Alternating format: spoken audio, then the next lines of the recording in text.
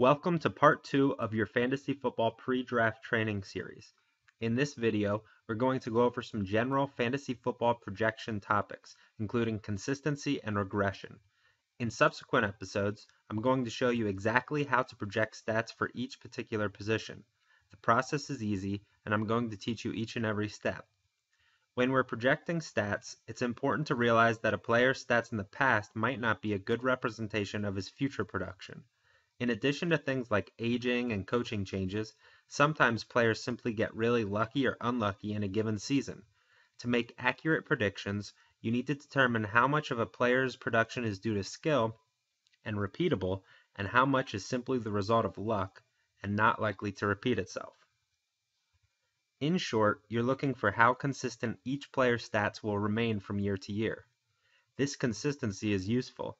If a particular stat theoretically had 100% consistency, you could count on it to be the same every year. In contrast, a stat with zero consistency also has zero predictability. Kickers, for example, have almost no consistency from year to year. That's why it's useless to draft one before the last round. Even if you knew one kicker would score 1,000 points, it wouldn't matter if you couldn't predict which one. Each stat has a different level of randomness associated with it, but in general, things that tend to occur less often are more random and difficult to predict. It's far easier to project a quarterback's passing yards than his interceptions, for example. It's not that interceptions don't matter in fantasy football, but because they're a low-frequency event, they're really difficult to predict. Because of that, we need to weigh them less heavily in our projections. When something is random, it eventually regresses toward the mean.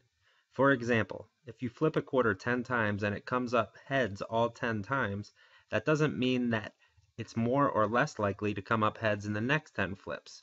Since flipping a coin produces a theoretically random result, the coin is likely to regress toward the average number of heads you'd typically get in any series of 10 flips, which is 5.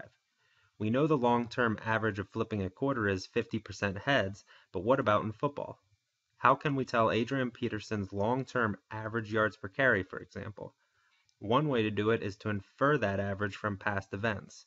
The average of players' rate stats, such as yards per carry, yards per reception, and yards per attempt, over the past 3 seasons is typically superior to that from the past year alone.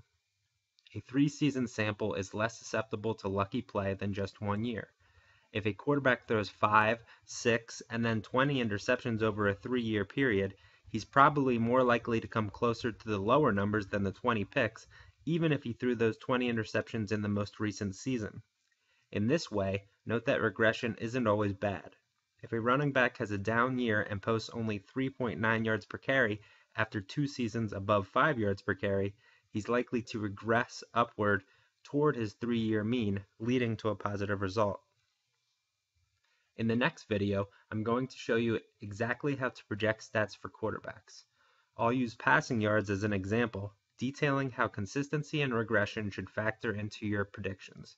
Thank you for choosing FantasyKnuckleheads.com as your fantasy football training provider. If you have any questions, please visit our members forum.